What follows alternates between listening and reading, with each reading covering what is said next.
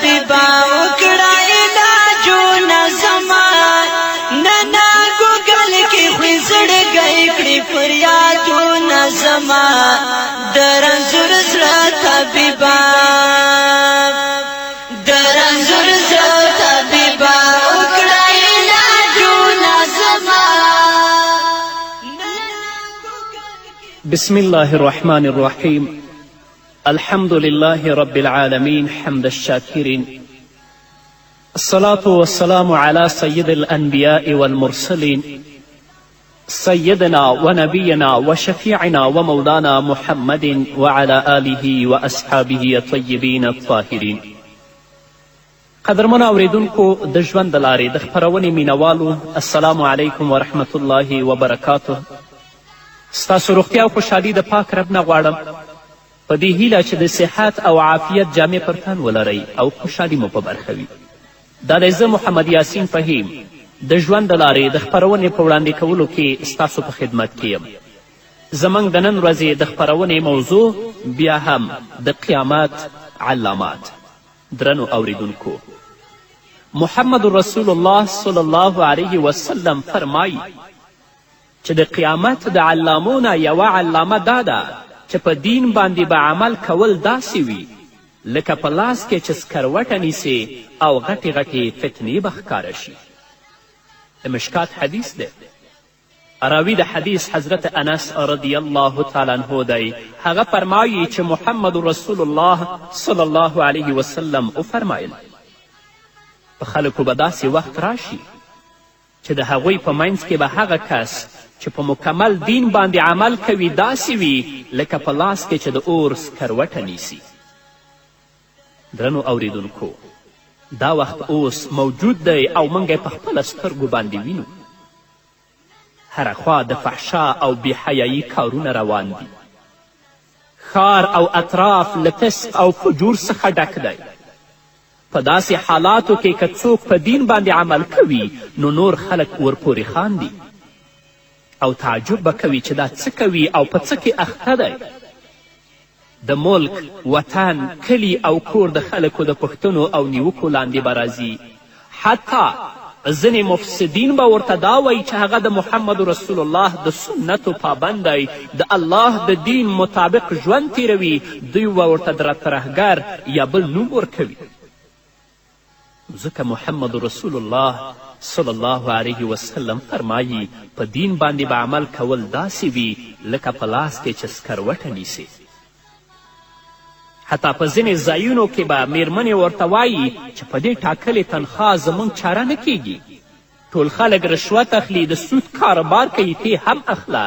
له ځان نه دې راته متقي او پرهیزګار انسان جوړ کړی. ملګري به ورپورې خاندي او وایي به دا وګورئ ږیره یې پریښې ده او له ځانه یې راته ملا جوړ کړی دی. بلکل درنو اوریدونکو، داسې ړوند ماحول به وي که چیرې کوم کس په موټر کې سفر کوي او د لمانځه لپاره ډریور یا موټروان ته ووایي چې موټر ودروه نو هغه ته به موټر نه درول کیږي.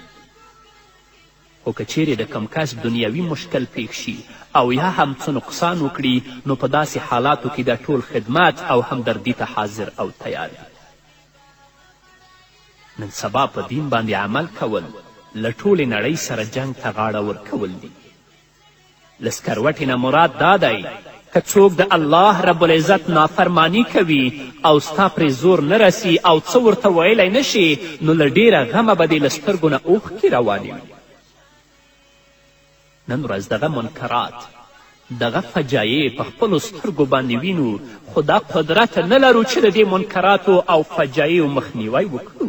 نو له ډیره درده او له ډیره غمه به زموږ زړه او زموږ سترګې جاړي، اوښکې به ترې روانې وي. که په دین باندې عمل کوي نو د هر چا بدې خبرې به اورې، ټول به خفه کوي، د دین د ساتلو لپاره به تاوان کوي. که دا ټول کارونه دې وکړل نو بیا به ته دینداره شي. خو ډیر غوره او نیکبخته خلک همغه دي له چا سره چې یوازې د الله رب العزت د خوښي او رضا غم او خیال دی، او همغه خلک غوره دي چې له دنیا نه یې مخ اړولی دی، د چا پروا نه لري. الله رب العزت دې د دې فتنو په دور کې په موږ باندې رحم وکړي الله رب العزت دې موږ د قرآن او د سنتو پابند ولري او د دې فتنو نه دې موږ او تاسو په خپل حفظ و امان کې وساتي. د دین د درد پیدا کولو او د بددینی له فضا څخه د وتلو د قوت ترلاسه کولو لپاره هڅې وکړئ او د دیندارو خلکو سره په مجلسونو کې ناسته ډیره اړینه ده. کوشش وکړئ چې په هغو مجلسونو کې او هغو کسانو سره کینئ چې هغه دینداره وي او هلته د دین خبرې اترې کیږي. کله چې یو انسان د بېدیني له ماحول څخه معصیت او ګناه اختیارولی شي نو نیکي فضا ته په رسېدو سره نیک عمله هم جوړېدلی شي چې نیکانو سره کینی په هغه مجلسونو کې چې هلته د نیکي خبرې کیږي الله رب العزت به یې نیکبخته کړي ځکه دواړه مجلسونه په انسان باندې خامخا تاثیر لري. که چیرې د کوم لامل له امله له متقیانو خلکو نه لرې یاست نو له بېدینه خلکو د فاسدو خلکو نه هم ځان لرې وساتئ. ځکه خو محمد رسول الله صلی الله علیه وسلم فرمایلی دي ډیر ژر به داسې وخت راشي چې له مسلمان سره به تر ټولو غوره مال د هغه څو اوزې وي دغه اوزې به له ځان سره واخلي او د غرونو لوړو څوکو او ځنګلونو ته به ولاړ شي او چې په خپلو اوزو سره د غرو په څوکو او همدارنګه په ځنګلونو کې ژوند کوي د فتنو نه به ځان ساتي او خپل دین به مخکې بیایي. همدارنګه د بخاري او د مسلم په بل حدیث کې راځي چې رسول اکرم صلی الله علیه وسلم فرمایلی دي په نږدې راتلونکي کې به فتنې را پیدا شي. په دغه وخت کې به ناست کس له ولاړ څخه غوره وي ځکه ناست کس د ولاړ کس په پرتله له فتنو بچ وي. ولاړ کس به له روان کس څخه غوره وي او روان کس به له منډه وهونکي کس نه غوره وي. کم کس چې فتنور وي فتنو ته له ورایه ګوري او یا یې اوري په فتنه کې به ښکیل شي نو په همدې خاطر په هغه وخت کې چې هر چاته د پناه او ژغورنې هر ځای په لاس ورشي هلته دې پناه واخلي او د فتنو نه دې وتښتي. د فتنو په وخت کې ځان د الله رب العزت په ذکر کې مشغولول ډیره درجه لري. درنو اوریدونکو مسلمانانو ورونو او خویندو موږ او تاسې په داسې زمانه کې ژوند کوو چې فتنې هر طرف نه راخورېږي او راورېږي. الله رب العزت دې موږ ته د نیکو اعمالو توفیق راکړي.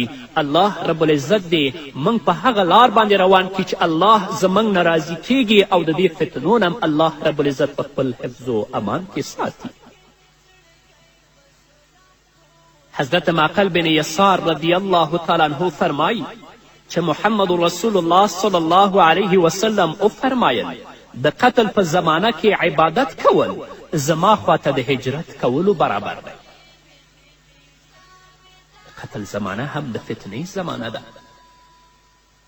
نو که څوک په دې وخت کې د الله رب العزت د دین پابند شي او د الله رب العزت عبادت کوي الله رب العزت به هغه ته دومره اجر ورکوي لکه چې محمد رسول الله صلی الله علیه وسلم خواته هجرت کړی.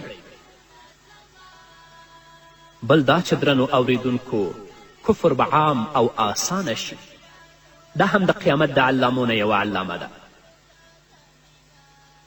د مسلم حدیث دی راوی د حدیث حضرت ابو هریره رضی الله تعالی عنه دی. هغه فرمایي چې محمد رسول الله وفرمایل د تورې شپې په څیر د راتلونکو تورو فتنو څخه وړاندې د نیک عمل په کولو کې تادي او چالاکي وکړئ. داسې وخت به راشي چې سهار به یو کس مسلمان وي او ماښام به کافر وي. ماښام به مسلمان وي خو سهار ته به کافر وي. د لږ دولت لپاره به خپل دین وپلوري.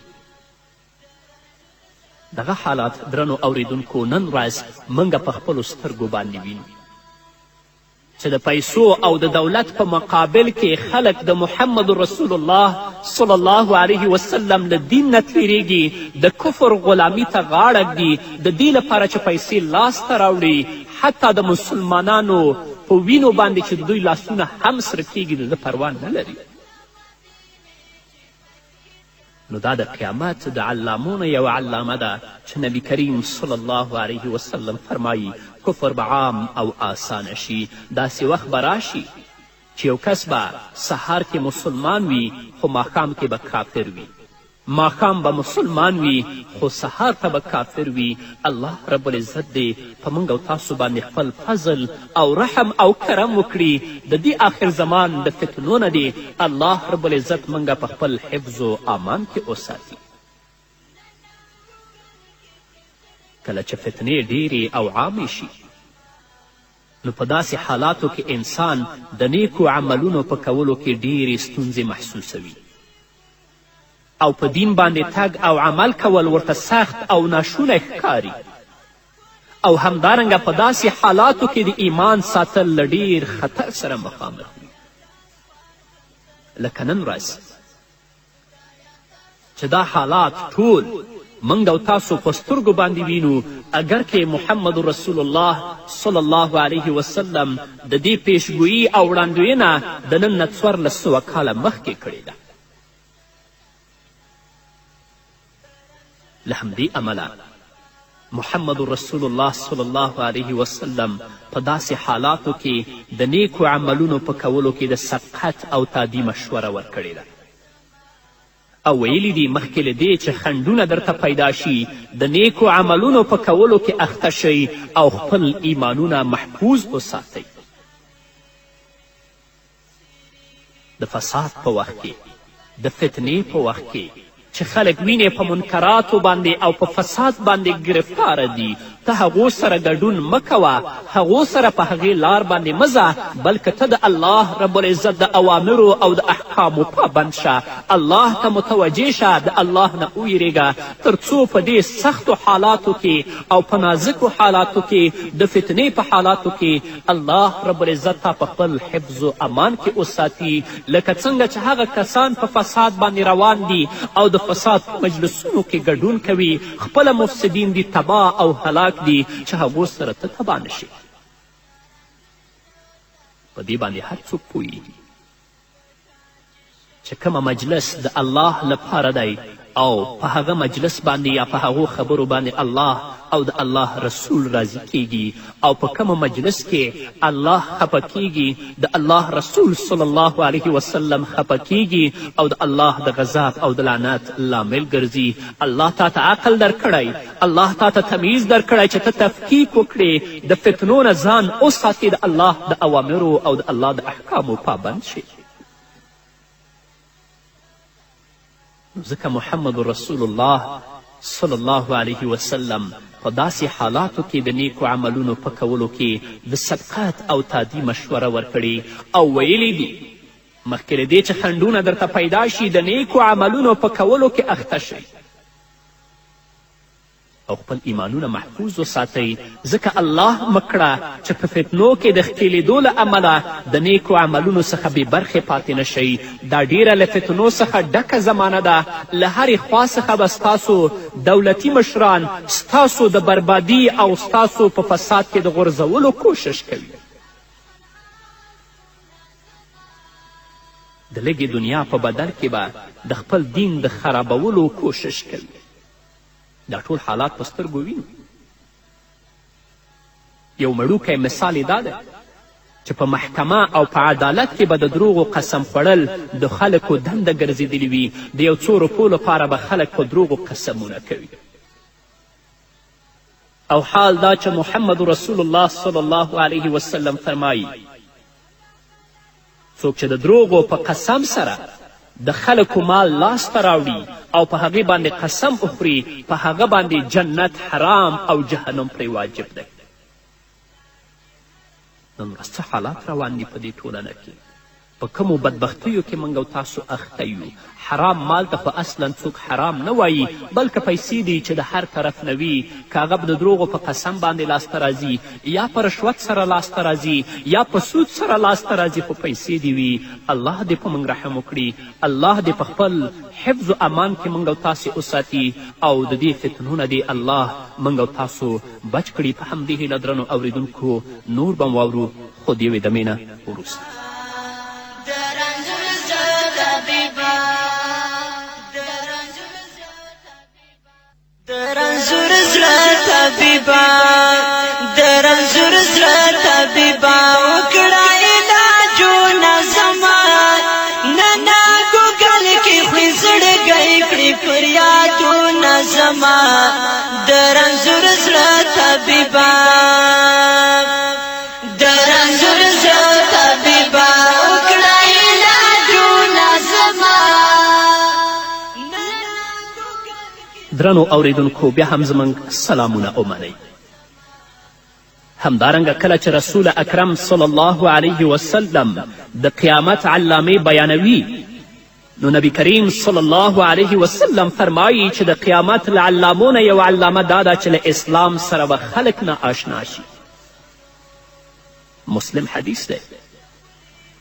حضرت ابو هریره رضی الله تعالی عنه فرمایي چې محمد رسول الله صلی الله علیه وسلم وفرمایل اسلام په لومړیو کې د ناشنایي په حالت کې راښکاره شوی و.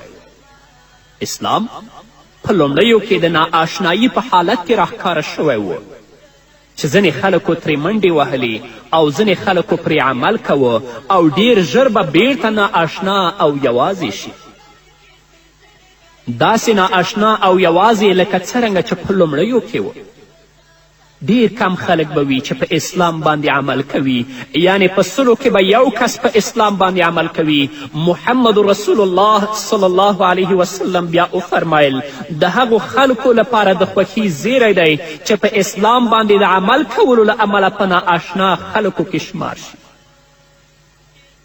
نن ورځ هم که څوک په اسلام باندې پوره عمل کوي، په پوره توګه باندې د الله رب العزت د اوامرو او د احکامو پابند کې ګرځي، یا د محمد رسول الله صلی الله علیه وسلم په سنتو او په ارشاداتو باندې پوره عمل کوي، خلک هغه ته په ناآشنا سترګه باندې ګوري چې دا څه کوي.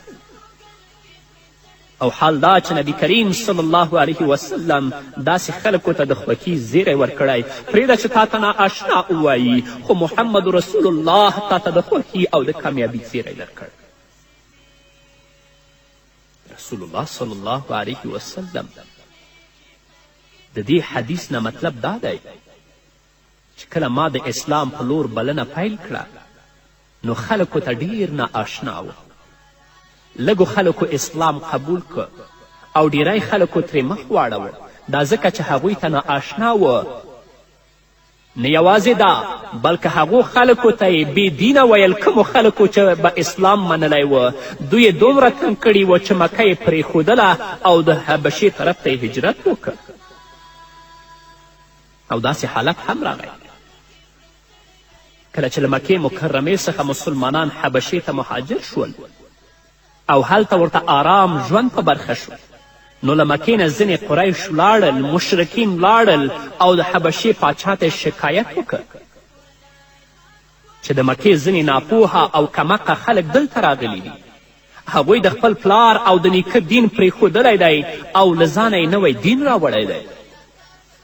داسې دین چې نه یې ته منلو ته تیار یې او نه یې موږ، نو له تا هیله کوو چې هغوی موږ ته وسپارئ.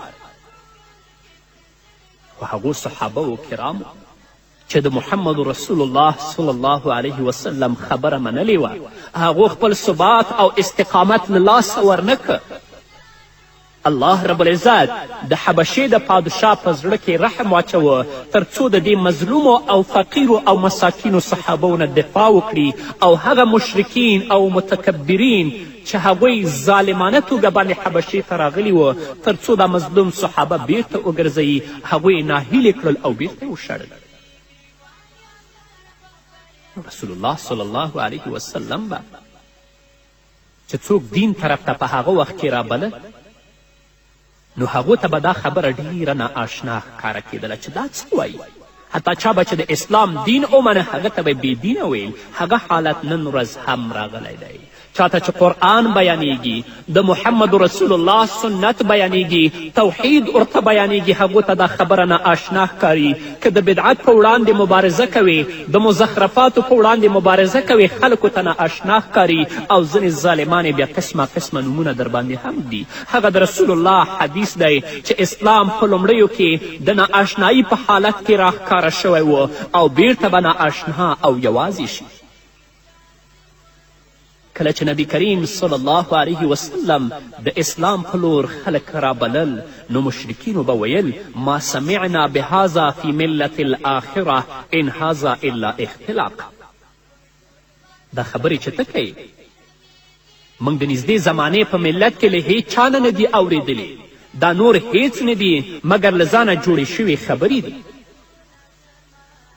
محمد رسول الله صلی الله علیه وسلم وفرمایل له دې وروسته ډیرو خلکو اسلام قبول که او د پرمختګ لپاره ډیر کارونه هم وکړل او ښه پرمختګ یې هم وکه مګر له دې وروسته به بیا داسې وخت راشي چې اسلام به یو ځل بیا خپل اصلي حالت ته راشي یوازې او نااشنا به شي. داسې څوک به پیدا نشي چې د اسلام احکام پوره توګه باندې قبول کړي او پر ځان عملي کړي بلکې د اسلام ارکان او امرونو ته به په نااشنا سترګه باندې ګوري. داسې به ورته ګوري ته به وایې چې اسلام له سره نه پیژني. ځینې فاسد رواجونه ځینې فاسد رسمونه چې د اسلام په مقدس دین کې هغو لپاره اصل نشته هغونه به دین جوړ کړی وي. واقعي دین چې د الله رب العزت د کلام په رڼا کې او د محمد رسول الله د سنتو په رڼا کې ورته بیانیږي څوک به منلو ته تیار نه وي او هغو ته به نااشنا ښکاري. او ځینې مبتدعین به بیا په هغه چا باندې چې د الله کلام او د رسول الله حدیث بیانوي مختلف نومونه هم دي. ځکه رسول الله صلی الله علیه وسلم فرمایي چې اسلام به یو ځل بیا خپل اصلي حالت ته راشي یوازې او نااشنا به شي. داسې څوک به پیدا نشي چې د اسلام احکام قبول کړي او پر ځان عملي کړي بلکې د اسلام ارکان او امرونو ته به په نااشنا سترګه به ګوري. داسې به ورته ګوري ته به وایې چې اسلام له سره نه پیژني. رسول الله صلی الله علیه وسلم فرمایي په دغه وخت کې به په اسلام باندې عمل کوونکي ډیر کم وي او یو به وي. کیدای شي چې یو نیم ځای کې درته کوم پوخ او قوي مسلمان په مخه درشي نور ټول به په ګډو وډو سر وي. داسې مسلمان ته چې په داسې وخت کې د الله رب العزت په اوامرو او د رسول الله په سنتو باندې پوره عمل کوي کم خلک چې په بدو سترګو ګوري او څوک ورسره خبرې کول هم ښه نه ګڼي زه د الله رب العزت لخوا د خوښي زیری ورکوم. د ترمذي او د ابن ماجې په روایتونو کې راځي چې رسول اکرم صلی الله علیه وسلم وفرمایل دین به د حجاز په لور داسې راتاو شي لکه څنګه چې مار د خپل کور په طرف راتاویږي. کم ځای کې چې د مار هستوګنځای وي هلته راټولیږي مار همدارنګه به دین د حجاز طرف ته راټول شي. دین به یوازې په حجاز کې پاتې شي لکه څنګه چې ګډې او چیلۍ یوازې د غرونو په څوکو کې اوسیږي همدارنګې به دین یوازې په حجاز کې وي. رسول الله صلی الله علیه وسلم یو ځل بیا وویل بې شکه چې اسلام به یو ځل بیا د همغسې نااشنایي په طرف لاړ شي لکه څنګه چې په لومړیو کې راښکاره شوی و. نو د خوښي زیری دی هغو نااشنا خلکو ته چې په دغه وخت کې زما په هغو سنتو منګولې لګوي عمل پې کوي کم چې له ما نه وروسته خلک ګډوډ دي. الله رب العزت دی موږ او تاسو ته د محمد رسول الله صلی الله علیه وسلم په سنتو باندې عمل را نصیب کړي. د فتنو په زمانه کې دی الله موږ ته د عبادت توفیق راکړي تر څو چې الله رب العزت موږ د فتنو نه وساتي او په خپل حفظ و امان کې مو لري. په همدې هیله درنو اوریدونکو دا وه زموږ د نن ورځې خپرونه چې ستاسو درانه حضور ته وړاندې شوه. تر بلې خپرونې پورې چې زه بیا هم ستاسو درانه حضور ته راځم تاسو ټول په لوی الله سپارم. پاتې ژوند مو نیکمرغه ښاد بریالي او کامیاب اوسئ. ډېر پخوانی مې په زړګي کې ارمانونه زما نن ګوګل کې مې زړګی فریادونه زما طبیبا د رسول زړه طبیبا وکړه علاجونه زما نن ګوګل کې مې زړګی کړي فریادونه زما خپلی وطن د مدینې چې پکې ته اوسېدې خپلی وطن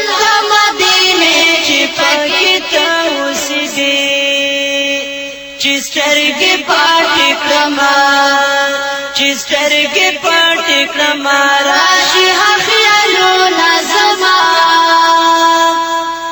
نن ګوګل کې خړې زړګی کړي فریادونه زما د رنځور زه طبیبا د رنځور زه طبیبا وکړه علاجونه زما نن ګوګل کې خړې زړګی کړي فریادونه زما د رنځور زړه طبیبا ولای خار کلی غرونه خلی دشت میری ولای خار کلی غرونه خلی دشت میری خدایا دا سوال کم درلا خدایا دا سوال کم درلا کیک دیگا دمونا زما نانا گوگل کی خنزڑ گئی کی فریادونا زما رنځور زړه طبیبا رنځور زه طبیبا وکړه علاجونه زما نانا ګوګل کې خړې زړګی کړي فریادونه زما د رنځور زړه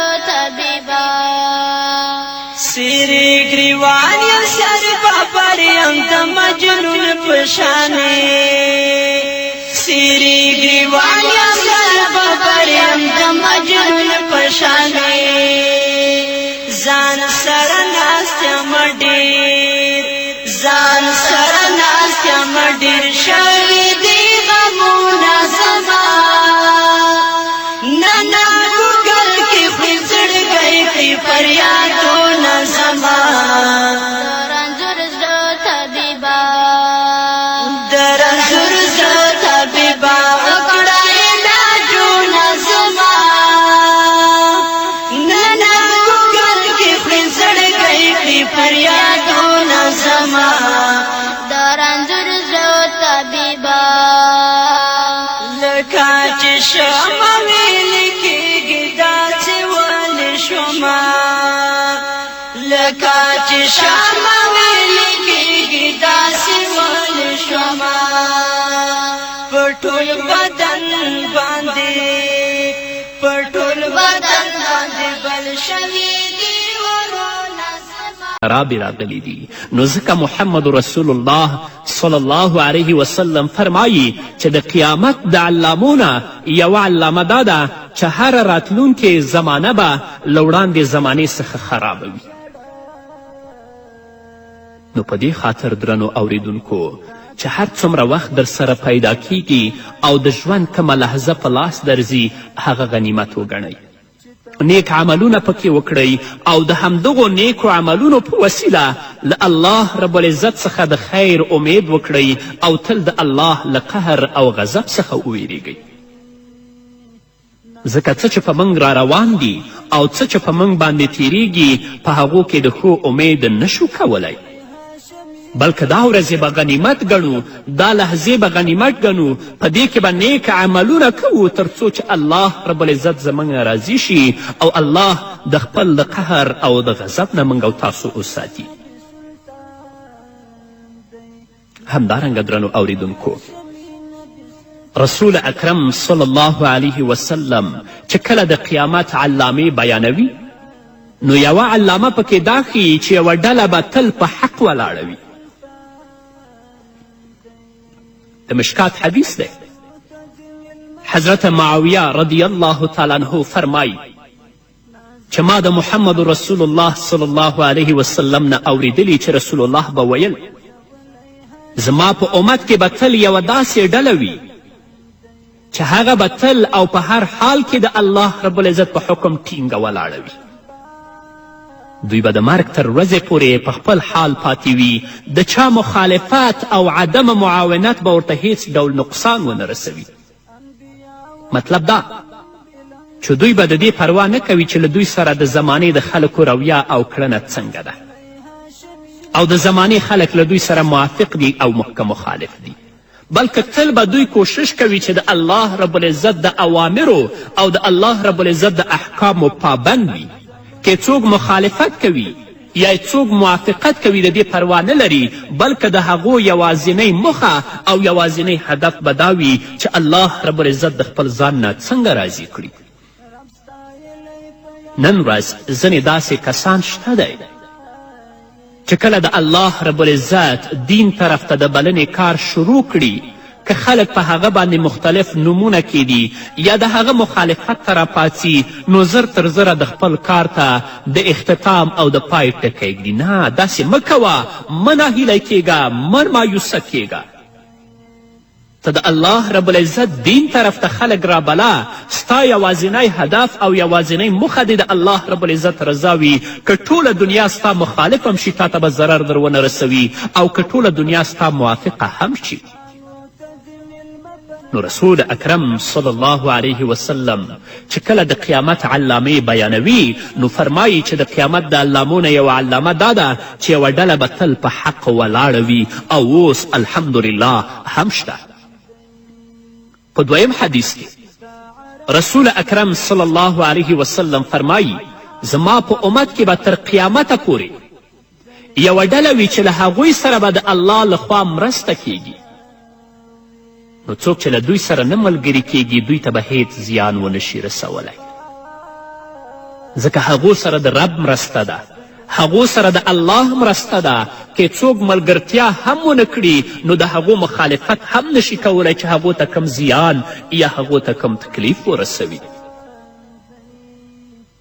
د بیهقي په یو روایت کې راغلی دی چې نبی کریم صلی الله علیه وسلم وفرمایل د دې امت په آخره کې به داسې خلک وي چې هغوی ته به همغه اجر ورکول کیږي کوم چې د دوی نه وړاندې خلکو ته ورکول کیده.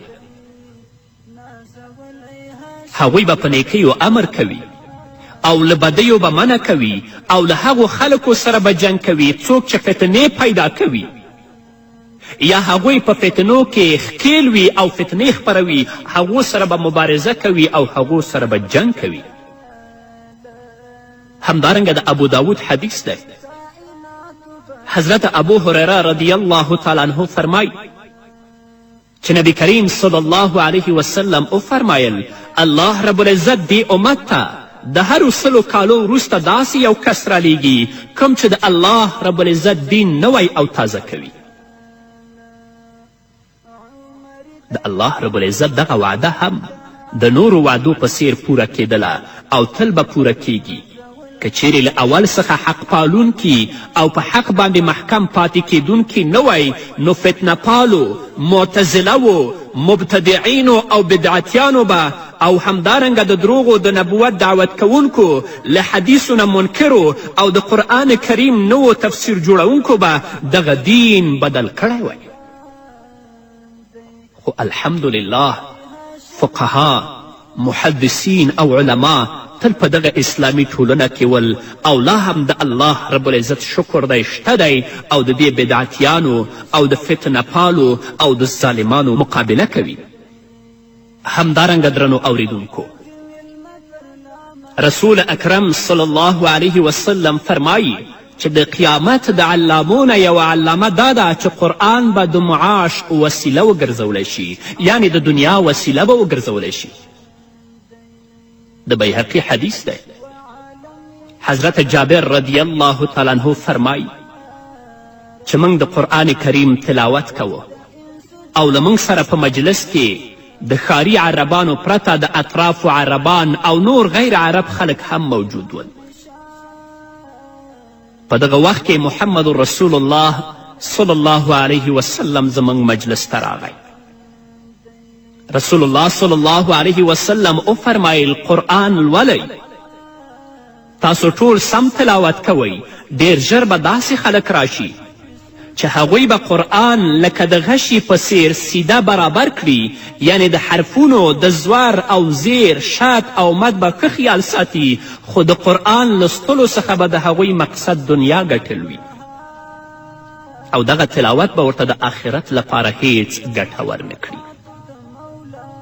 په یو بل روایت کې راغلی چې دا حدیث په مشکات کې موجود دی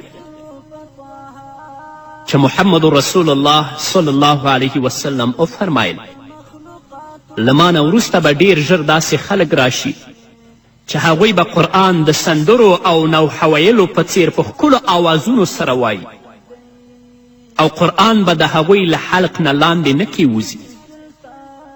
دغه تلاوت به د قبولیت تر درجې ونه رسیږي، د ژبې په سر به وایي او له ستوني څخه به لاندې نه کیوځي.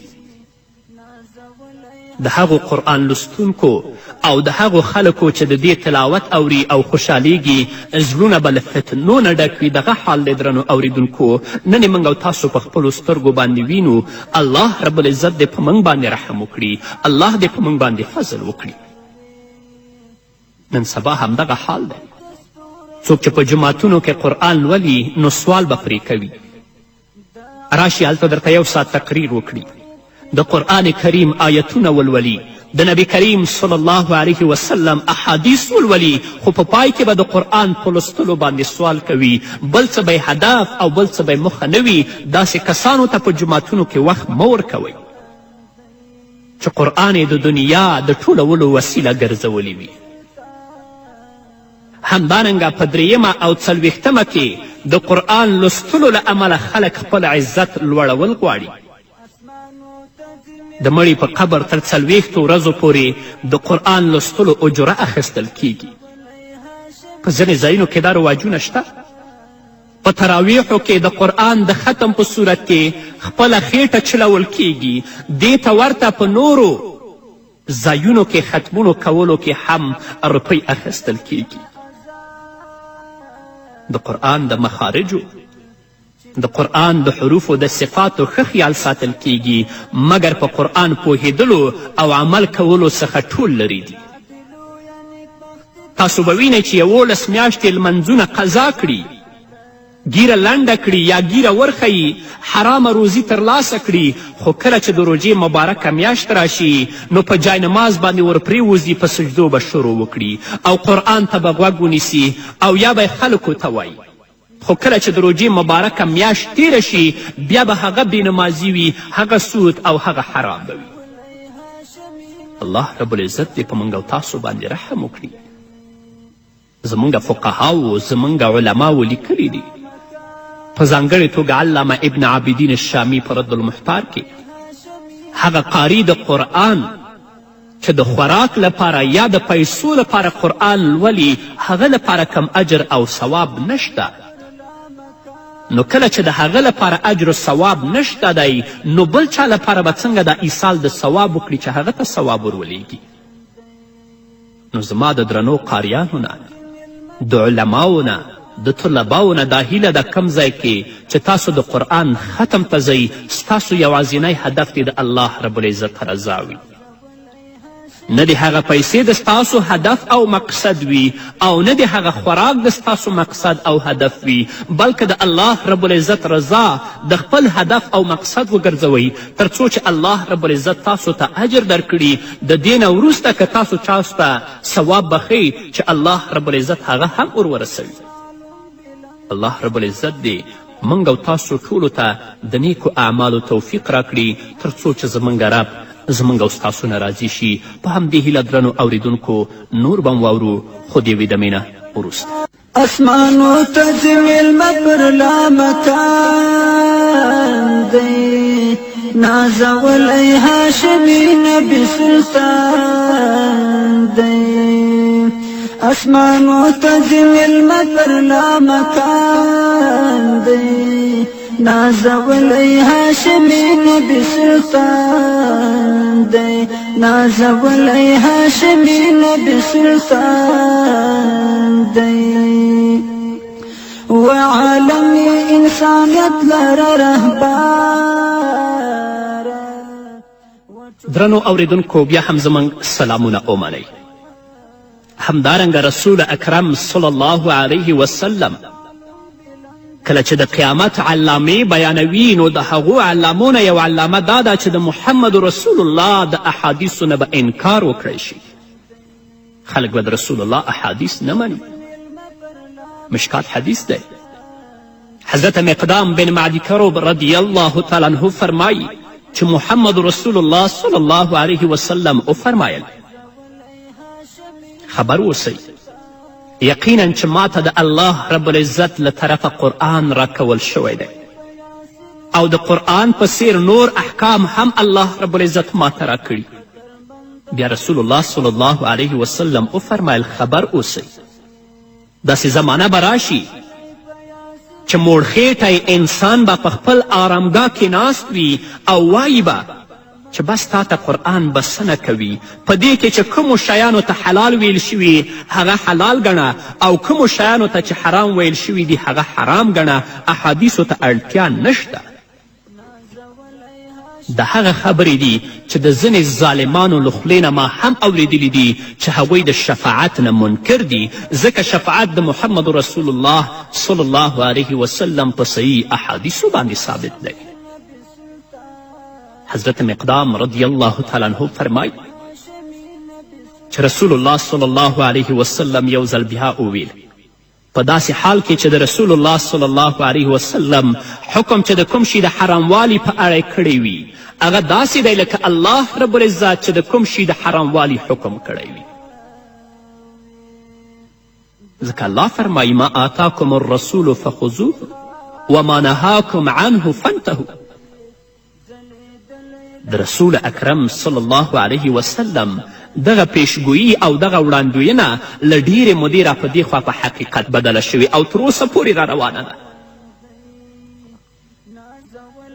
موړخیټی چې د رسول الله په حدیث کې راغلی یعنی هغه شتمن چې د مال او دولت په نشه کې غرق دی او یا هم لږ او ډیر لست ولري دا یوازې قرآن د لارښوونې لپاره بس ګڼي او د حدیثو حکمونو منل چې د نفس او خواهشاتو لپاره ګرانه خبره ده په همدې خاطر یې منلو ته تیار نه دی او په جدي توګه ترې انکار کوي. او ځینې مفسدین او منکرین د احادیثو به دا وایي چې نبی کریم صلی الله علیه وسلم احادیث په هغه صحیح طریقه باندې نه دي پاتې ګډوډ شوي دي. علماو پکې لاسوهنه کړې او یوازې د دوی د خولې خبرې دي. دا مفسدین به دا وایي. حتی د ځینې ظالمانو د خولې نه ما دا هم اوریدلی دي چې صحیح البخاري ته ناصحیح البخاري وایي. صحیح البخاري ته ناصحیح البخاري یعنی غیر صحیح البخاري وایي. د آخرت په ورځ به دا منکرین د حدیث د الله رب العزت په حضور کې درېږي او الله رب العزت به ترې پوښتنه کوي. ځکه الله وایي وما ینطق عن الهوى ان هو الا وحی یوحى. محمد رسول الله صلی الله علیه وسلم له خپل ځان نه خبرې نه کوي. کومه خبرې چې محمد رسول الله کوي هغه د الله له طرفه هغه ته وحی ده. ظالمان نه پوهیږي چې سړی په قرآن تر هغه وخته نشي پوهیدی تر څو چې په احادیثو پوه نشي. ځکه د نبی کریم صلی الله علیه وسلم احادیث د قرآن تشریح ده او د قرآن د آیتونو تفصیل په نبوي احادیثو کې پروت دی. کله چې سړی له نبوي احادیثو انکار وکړي نو هیڅ کله به په قرآن باندې پوه نشي او نه به ترې مطلب واخیستلی شي. الله رب العزت په صورت حشر کې فرمایي وما آتاکم الرسول فخذوه وما نهاکم عنه فانتهوا. څه چې رسول اکرم صلی الله علیه وسلم تاسو ته درکوي یعنی په څه چې درته د کولو حکم کوي هغه واخلئ او ویې کړئ او له څه شي نه چې هغه تاسې منع کوي له هغه نه منع شئ ځان بچ کړئ. موړخیټی یا په مړه خیټه ډوډۍ خوړونکی رسول الله صلی الله علیه وسلم ځکه ویلی دي چې غریبو ته خو دومره وخت په لاس نه ورځي او نه ورسره دومره وخت شته چې په دلته او هلته او بېمعنا بحثونو خپل دین برباد کړي. ټول شتمن زما مراد نه دي بلکې مفسدین شتمن. ځکه مفسدین شتمن د شیطان هدف او مقصد پوره کوي چې لږ غوندې مطالعه وکړي بیا محقق ترې جوړ شي او حتی دا دعوا کوي چې زه ابو حنیفه د وقت یم. بیا د سود او د رشوت په رواوالي باندې فتواوې هم ورکوي. الله رب العزت دې په موږ باندې رحم وکړي او د دې آخر زمان فتنو نه دې الله رب العزت موږ په خپل حفظ و امان کې وساتي. همدارنګه درنو اوریدونکو رسول اکرم صلی الله علیه وسلم چې کله د قیامت علامې بیانوي نو فرمایي چې نوې عقیدې او نوې حدیثونه به رواج شي. د مسلم حدیث دی. حضرت ابو هریره رضی الله تعالی عنه فرمایي چې رسول الله صلی الله علیه وسلم ویلی دي په آخره زمانه کې به داسې لوی دروغجن او مکار خلک پیدا شي چې تاسو ته به داسې خبرې کوي چې نه به تاسو اوریدلی وي او نه ستاسو پلرونو له ځانه به خبرې کوي او وایي به چې دا د الله خبرې دي او دا د رسول الله صلی الله علیه وسلم خبرې دي. تاسو له هغوی نه ځانونه وساتئ او هغوی له ځانه وساتئ، هسې نه چې هغوی تاسې بېلارې کړي او په فتنو کې مخکیل کړي. داسې خبرې به درته کوي چې هغو لپاره نه په قرآن کې اصل شته او نه هغو خبرو لپاره د محمد رسول الله په احادیثو کې کم اصل شته، بلکې د ځان نه به جوړې شوې خبرې تاسو ته وړاندې کوي. محمد رسول الله وایي چې د دې خلکو نه ځان وساتئ، ځکه د دې خبرې د قرآن او د حدیث خلاف دي، تاسو به په فتنه کې واچوي. ملا علی قاری رحمه الله د دې حدیث په تشریح کې لیکي دغه خلک به دروغجنې خبرې کوي، نوي احکام به جاری کوي او غلطې عقیدې به راوباسي. دغه ډول خلک ډیر تیر شوي دي. د غلام احمد قادیانی نوم به تاسو اوریدلی وي. د هغه مرتد او هغه کافر و چې ده به ویل چې حضرت عیسی علیه الصلاة وسلام مړ دی. همدارنګه دې ظالم د نبوت له ختمېدو څخه انکار کړی و او د ځان په اړه ویل چې زه نبی یم. له دې پرته نورې هم ډیرې بېځایه او بېمعنا خبرې او کیسې مشهورې دي. اوس کې هم ځینې داسې ظالمان شته بې علمه چې په قرآن او په حدیث باندې نه پوهیږي، څو ځل چې سبحان الله او الحمدلله ویلې او جاهله مریدان ځان ته راټول کړل، العیاذ بالله سبا دعوه کوي چې زه یا مهدي یم او یا پیغمبر یم. تاسو به اوریدلی وي. د اسلامي ملت لپاره تر ټولو ستره فتنه دا ده چې هره باطله ډله چې له ځان سره باطله او فاسده عقیده راوړي، نو منونکي له قرآن او حدیثو څخه د خپلې باطلې او غلطې عقیدې د اثبات کوشش کوي. لکه څنګه چې نن سبا خلک په دې هڅه کې دي چې کمونیزم له قرآن څخه ثابت کړي او همدارنګه موجوده جمهوریت ته د اسلام مطابق جمهوریت وایي، او حال دا چې اسلام کې اصلا نشته دا څیزونه. الله رب العزت دې په موږ او تاسو باندې رحم وکړي. الله رب العزت دې په خپل فضل او رحم او کرم سره د دې فتنو نه موږ ته نجات راکړي. په همدې هیله درنو اوریدونکو دا وه زموږ د نن ورځې خپرونه چې ستاسو درانه حضور ته وړاندې شوه. تر بلې خپرونې پورې چې زه بیا هم ستاسو درانه حضور ته راځم، تاسو ټول په لوی الله سپارم. پاتې ژوند مو نیکمرغه، ښاد، بریالي او کامیاب اوسئ.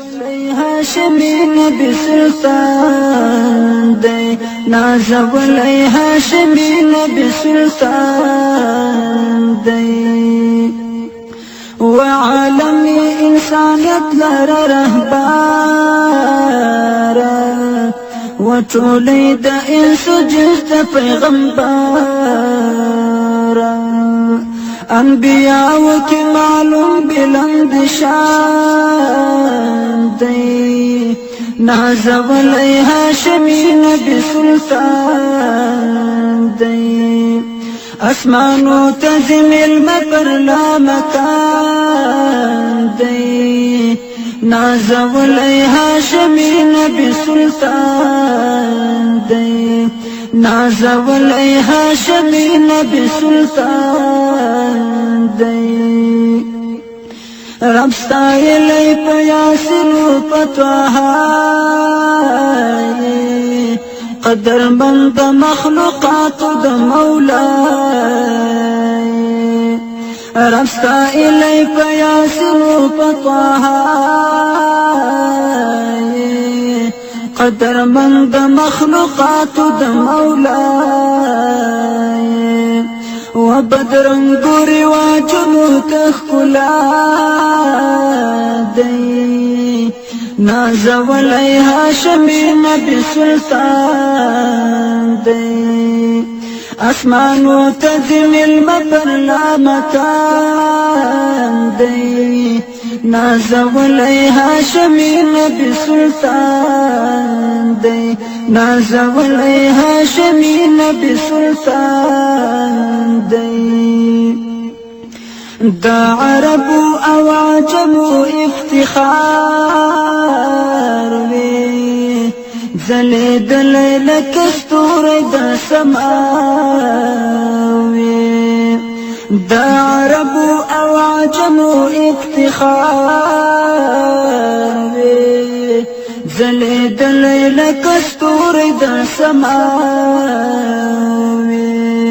په تحفه کې خدای درکړی سپین قرآن دی نازولی هاشمي نبي سلطان دی نازولی هاشمي نبي سلطان دی اسمانو تجمیل مبر لا مکان دی نازولی هاشمي نبي سلطان دی نازولی هاشمي نبي سلطان دی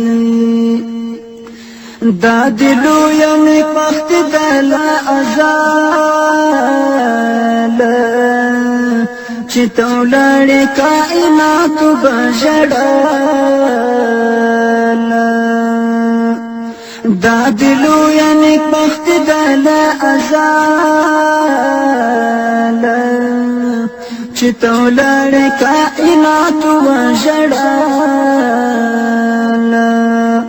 عمر دی رهنما د ټول جهان دی نازولی هاشمي نبي سلطان دی نازولی هاشمي نبي سلطان دی چې د کومو خبرو یادونه شوې ټولې نن سبا موجودې دي او د دې ځینې علامې یعنې زلزلې او نور آفتونه هم ځای پر ځای ښکاره شوي دي که چیرې د دې امت په کارنامو باندې یو سرسري نظر واچولی شي او بیا په هغو عذابونو باندې هم غور وکړی شي کوم چې د زلزلو او نورو په بڼه مخې ته راځي نو د دغه حقیقت په اړه به مو پوره یقین وشي کوم آفتونه او کوم مصیبتونه چې موږ نن ورځ په سترګو باندې ګورو هغه زموږ د کړنو پایله او زموږ د بدو کاریو بدله ده زه غواړم چې د محمد رسول الله صلی الله علیه وسلم دغه حدیث تاسو ته ډیر په تفصیل سره بیان کړم رسول الله صلی الله علیه وسلم فرمایي د قیامت د علامونه یوه علامه دا ده اذا اتخذ الفی دولا کله چې د غنیمت د مال په اړه داسې فکر وکړی شي چې دا زما ذاتي دولت دی دا غنیمت نه دی د دې حدیث په شرحه کې صاحب اللمعات لیکلی دي والمراد في الحديث أن الأغنياء وأصحاب المناصب يتداولون أموال الفي ويمنعونها من مستحقيها ويستأثرون بحقوق الفقراء لدې فقرې څخه مطلب دا دی چې مالداره او دنده لرونکي خلک به د غنیمت مال چې د عامو مسلمانانو او فقراو حق دی په خپل منځ کې سره وویشي او مستحقینو ته د مال ورکولو پر ځای به د فقراو مال په خپلو منځونو کې سره تقسیم کړي د صاحب لمعات روستی جمله چې هغه فرمایي ویستأثرون بحقوق الفقراء مطلب دا دی چې مالداره خلک به د فقراو حق ته په خپله پلتۍ ووهي په دې کې دې لور ته اشاره کوي چې په حدیث شریف کې د غنیمت مال د بیلګې په توګه راوړل شوی او هدف ترې یوازې دا دی چې د وخت شتمن خلک به د بېوزلو حق په خپله هضم کړي لکه څنګه چې نن سبا موږ او تاسو د اوقافو په اړه ګورو چې د جوماتونو متولیان د مدارسو محتمم او د نورو اوقافو منتظم چې هغه یې واقعي توګه باندې مستحقین دي هغه بې برخې پاتې کیږي او پر ځای یې په نوملړ کې غلط خلک لیکل کیږي او روپۍ یې په خپله اخلي دا یوازې په اوقافو کې نه بلکې د دې نظام په هره اداره کې دا کار په سترګو باندې لیدل کیږي او خلک ولیدله چې داسې فاسد نظام دی بیت المال خو چیرته هم د هغو مستحقینو ته نه دی ورکړی شوی نو ځکه رسول الله صلی الله علیه وسلم فرمایي اذا اتخذ الفی دولا بله لا دا چې نن سبا خو یو بل رواج هم راوتلی چې د خپل ذاتي شخصي او دنیوي هدف او غرض لپاره مدرسې جوړیږي او کله چې د قرآن او حدیثو د خدمت په نوم چندې ټولې کړي نو په هغې بیا خپله مستی کوي. دا کومه جوړه شوې افسانه نه ده بلکې یو داسې ښکاره او روښانه حقیقت دی چې کیدی شي په اړه یو نیم کس نه وي خبر خو پاتې ټول خلک پرې خبر دي. اکثره مدارس داسې دي چې د هغو محتممین د الله نه ویریږي. د الله د دین پابندي کومه پیسې چې خلک ورکوي هغه په مدرسې باندې لګوي، د دین په خدمت کې لګوي. لکن اکثر داسې دي چې مدرسې یې جوړې کړي خو د خپل ذاتي شخصي او دنیوي هدف او غرض لپاره چې پیسې څنګه لاسته راوړي. نو ځکه رسول الله فرمایي اذا اتخذ الفی دوله. همدارنګه رسول الله فرمایي والامانة مغنما. د قیامت بله علامه دا ده چې امانت به د غنیمت ګڼلو له امله خیانت کړی شي. مطلب دا شو چې کله یو کس سره د امانت مال کیښودلی شي نو هغه به په خیانت کولو کې هیڅ پروا نه کوي. د هغه امانت نه به داسې لګښت کوي چې ته به وایې دا د خپل مال دی بلکې د جهاد په میدان کې ورته د غنیمت په توګه لاسته ورغلی دی. دا خیانتونه نن ورځ په امانتونو کې موږ او تاسو هم په خپله سترګو باندې وینو. همدارنګه رسول الله صلی الله علیه وسلم فرمایي د قیامت بل علامه دا ده چې والزکات مغرما، زکات به تاوان ګڼل کیږي. مطلب دا شو چې زکات ورکول به خلکو ته ډیر سخت پریوځي او د ورکولو په صورت کې به داسې فکر کوي لکه د کوم شي تاوان یا جریمه چې ورکوي، یا هم داسې ګمان به کوي چې پرته له اړتیا څخه مال لګوي. زموږ پر وخت کې د زکات همدغه حال دی او داسې شتمن خلک ډیر کم دي چې زکات ورکوي او په سلو کې کوم یو ورکوي نو هغه هم په خوښي سره نه ورکوي. داسې خلک پکې کم دي چې هغوی د الله رب العزت د رضا او د الله رب العزت د خوښي لپاره زکات ورکړي.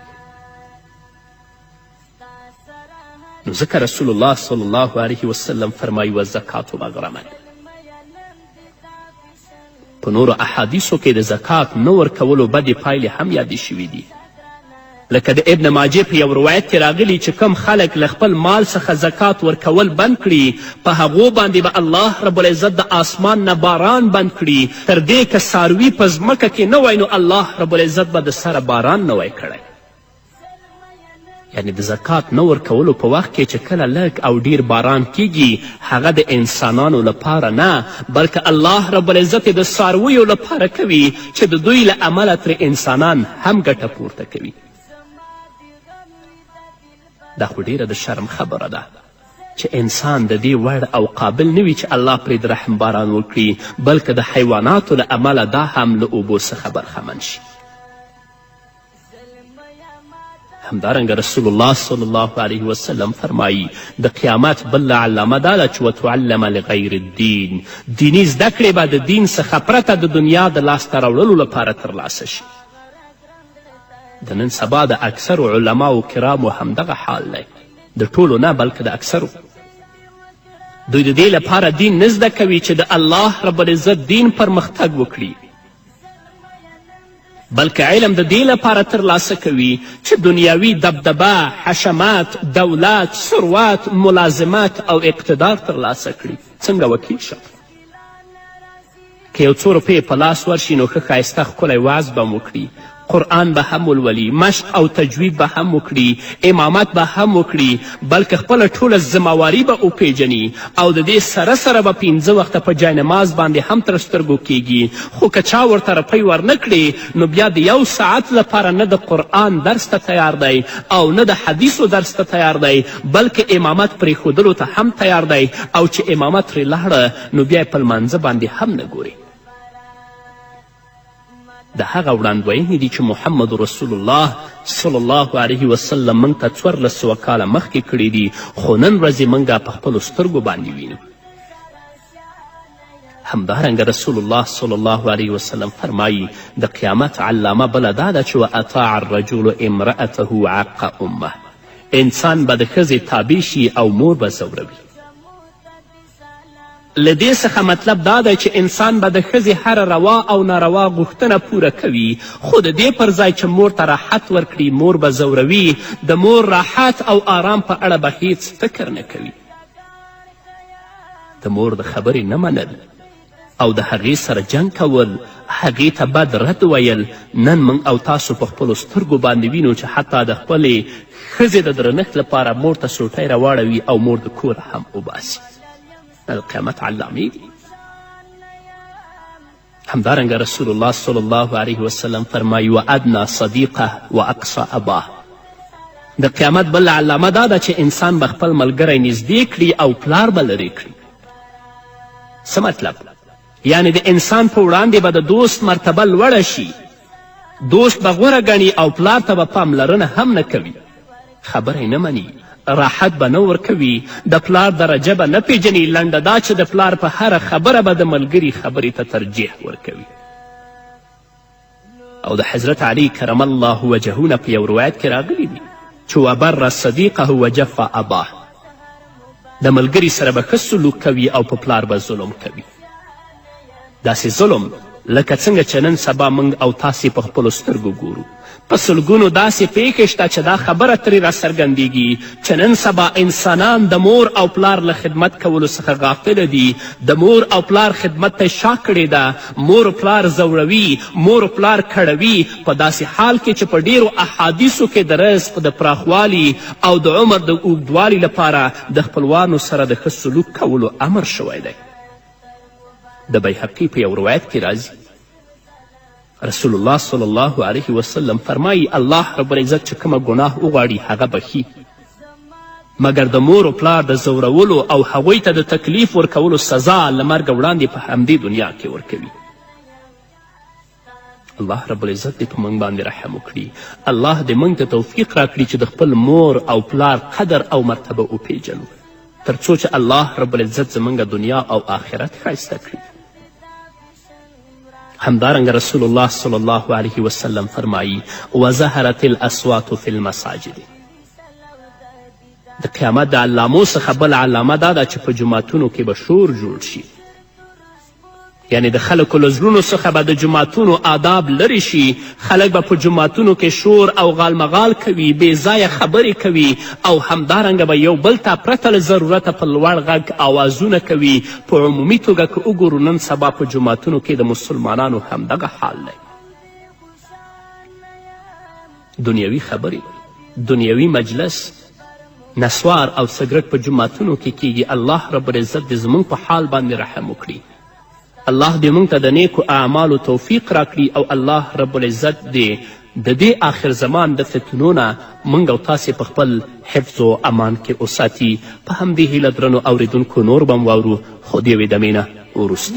ملال یم ستا غوندې خوشحاله یم، زما د غم وي دا دلبر مبارک، زلمیه نن د سره سیاله یم، ستا د وي سلسله اختر مبارک، ستا سره هر قسم سنګار مزه کړي، زلمیه نن د دا فیشن ورځ ده، د هر جانان تر غړي وسه ګرانه، دا د وصل او د دیدان ورځ ده، زه د دا هجر تورو شپو کې نسوم، په تا د وصل سپین سهار مبارک، زلمیه نن د سره سیانه یم. درنو اوریدونکو بیا هم زموږ سلامونه ومنئ. همدارنګه رسول الله صلی الله علیه وسلم فرمایي وساد القبیلة فاسقهم وکان زعیم القوم ارذلهم. د قیامت د علامو نه بل علامه دا ده چې بېدینه انسان به د قوم مشر او کمسله خلک به د قبیلې ذمهواران جوړ شي. بلکل سمه خبره ده. نن سبا د قوم مشري او پالنه اصیلو، دیندارو او متقیانو ته نه ورکول کیږي، بلکه پر ځای بېدینه او چټي خلک د قوم مشران او مخور ګڼل کیږي. کله چې یو ګوند یا یوه ډله یا یوه اتحادیه جوړیږي نو تر ټولو وړاندې د هغې مقاصد او اغراض دیني وي او نوم هم مذهبي او دیني ورکوي، مګر مشر او رهبر ورته داسې کس ټاکل کیږي چې په هغې کې دینداري، پرهیزګاري، له الله څخه ویره، رحم، زهد، دیانت، امانت ساتل او داسې نور صفات په دوربین کې هم نه تر سترګو کیږي. دا ټول حالات دي چې په سترګو وینو. همدارنګه رسول الله صلی الله علیه وسلم فرمایي و اکرم الرجل مخافة شره. د قیامت بل علامه دا ده چې د انسان عزت به په دې خاطر کیږي چې شر جوړ نه کړي. یعنی قدر او احترام به یې له زړه څخه نه کوي، بلکې د انسان قدر او عزت به په دې خاطر کیږي که چیرې د فلانکي انسان عزت ونه شي نو شر او فساد به جوړ کړي. د خپلو روپو او دولت په زور او غرور به نامعلومه څه وخت او څه ډول فساد خپور او جوړ کړي. نن سبا همدغه حساب روان دی. که څوک مخامخ د چا عزت او درناوی کوي نو د هغه له تګ وروسته ورپسې بدې ردې وایي، سره د دې چې واک د شر اچوونکو او شر خوښوونکو په لاس کې دی، مال او دولت له همدوی سره دی، مخور همدوی دي، او سره له دې چې عوام د دوی له دغو ټولو کارونو څخه خبر دي او ښه پوه دي چې دغه خلک شر اچوونکي او مفسدین دي، مګر بیا هم د دوی په وړاندې د حق ویلو همت نشي کولی. نو دلته د اکرم الرجل مخافة شره رسول الله چې وړاندوینه کړې هغه په حقیقت بدله شوه. همدارنګه محمد رسول الله صلی الله علیه وسلم فرمایي وظهرت القینات والمغازف.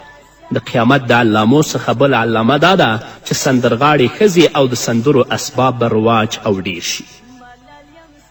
لکه څنګه چې نن سبا موږ او تاسې ګورو په کم ځای کې چې چاته لږې روپۍ په لاس ورشي او یا هم کومه معقوله دنده په لاس ورشي نو سم د واره تر ټولو وړاندې د لهو لعاب او سندرو اسباب اخیستل اړین بولي. دوی وایي چې باجه، ارمونیا، کاسیو، تلویزیون، سیدي، همدارنګه ویډیو، ډیش، کیبل، کیمرهدار موبایلونه چې ویډیویي سندرې او فلمونه پکې ښکاره کیږي او دوی یې ګوري او دې ته ورته د عیاشي او فحاشي نور اسبابو شتون په کور کې اړین دی. دغه ټول اسباب څه پخپله غږوي او څه اوري، په همدې ترتیب یې له اورېدلو او غږولو خوند اخلي. ګنده توکي، سندرې او خندونکې خپرونې او ډرامې پکې ګوري او خوند ترې اخلي. په ودونو او کوژدونو کې چې د ټنګ ټکور اسباب نه وي او د غږولو انتظام یې نه وي شوی نو دغه واده او کوژده په ټولنه کې تر ټولو خرابه کوژدنه او واده دی، ځکه چې ساز او سندرې پکې نشته، باجې او تپلې پکې نشته، چرس او شراب څکل پکې نشته. دوی په دې مستی او عیاشي کې دومره غرق وي چې د لمونځ کولو لپاره هم وخت په لاس نه ورځي. د کومو ښاغلو او بزرګانو ژوند چې د غیر شرعي کارونو د لمنځه وړلو لپاره وقف و، د هغوی له قبرونو نه د ګډا او سندرو محفلونه او مرکزونه جوړ شوي، د چرسو بازار پکې شروع دی. رسول الله صلی الله علیه وسلم فرمایي سندرې په زړه کې نفاق پیدا کوي لکه څنګه چې اوبه او فصل ته وده ورکوي. رسول الله صلی الله علیه وسلم ویلي الله رب العزت زه ټولو نړیوالو ته هادي او رحمت رالیږلی یم او ما ته دا امر کړی چې زه د سندرو اسباب، بوت او صلیب، څه شی چې عیسویان ورته سجده کوي او د جهالت د وخت نور شیان او رواجونه له منځه یوسم او ختم یې کړم. نن سبا خو سندرې او ګډا د ژوند یوه برخه او رکن جوړ شوی دی او د واده کولو لپاره هم معیار بدل شوی دی.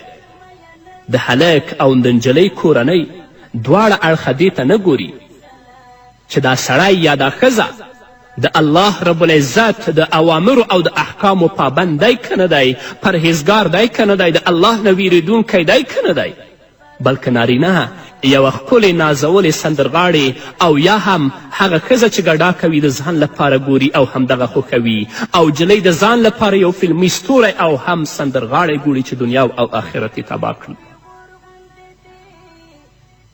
د مال او دولت لپاره هر څه ته شا کړي او یوه خانداني نجلۍ د سټیج په سر باندې په ګډا او سندرو پیل وکړي. یوه فلمي لوبغاړې او یا هم سندرغاړې د خپل حسن په جنون کې هغه څه وکړي چې کول یې هیڅ مناسب نه وي. کله چې په اخبار، راډیو، مجله او تلویزیون کې د دې عکسونه یا سندرې راشي، د دې د حسن او ګډا ستاینه وشي نو د دې بېحیایي نوره هم زیاته شي او د وړاندې تللو لپاره په ځان نورې نخرې هم وکړي. په ډیر افسوس سره وایو چې د وخت د ضرورت ګڼلو له امله خو په ځینو مکتبونو کې هم د ګډا درس ورکول کیږي او دې ته ورته په ښارونو کې د ګډا او سندرو لپاره کورسونه او مرکزونه جوړ شوي دي. الله رب العزت دې زموږ په حال باندې رحم وکړي. راډیو کور ته د ښو خبرو او اخلاقو رسولو یوه ښه او ځانګړې وسیله ده. زموږ او ستاسو په چم او ګاونډ کې له یوې نیمې راډیو یا تلویزیون څخه کله کله ښه تقریرونه او ښه مسئلې خپریږي، خو نور چې د هرې راډیو فریکونسي راواړوي نو په هغې کې له سندرو پرته نور څه نه وي. کله چې رسول الله صلی الله علیه وسلم د وظهرت القینات والمغازف جمله استعمال کړي، د دې جملې هغه تفصیلي نقشه صحابه و کرامو نه ده لیدلې کومه چې نن موږ او تاسې ګورو.